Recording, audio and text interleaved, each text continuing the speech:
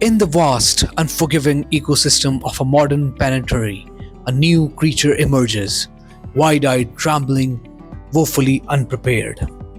This is the first day of a prisoner's life.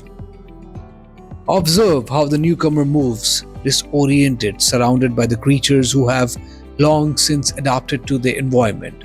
He is stripped of his former identity, his clothes, his dignity.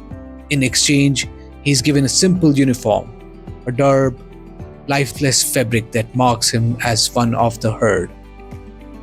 Though the fabric is cheap, the weight upon his shoulders is immeasurable. The journey to his new inhabitant is perilous. Eyes peered through steel bars, assessing, measuring, determining whether the newcomer stands in the unspoken hierarchy of the prison. And now the final test begins: assimilation. Cellmates, a territorial creature, must decide whether to tolerate or dominate the new arrival. Sustenance is a necessary struggle in this environment. The food, if it can be called that, provides little comfort, yet more pressing than the meal itself is the acting of choosing where to sit. A grave error: the newcomer has ventured into another's territory, unaware of the rules. A moment of hesitation. Predators can sense fear. Dominance is asserted. As of you are the newcomer, humiliated, must now retreat.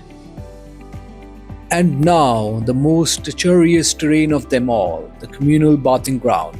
It is here that the laws of nature are tested to their limits. You have to back off at every level, a wise decision, but survival in this environment requires more than caution. It requires instinct, and unfortunately for our subject, his instincts are very fully inadequate. And now, as the prison settles to early silence, the final trial begins: surviving the night.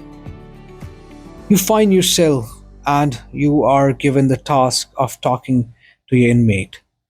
The survival does not end here. Nature's smaller creatures thrive in the darkness. They too have adapted to this ecosystem, flourishing while others falter. And here, the least desirable feature of the habitat, the lavatory, an artifact of suffering, unavoidable when possible, yes, inescapable in the end. Yet, not all battles are won with fist. Reputation is armor. A single decisive act, show of defiance, can echo through these concrete halls, ensuring future safety. And so, in the hostile terrain, one must be prepared.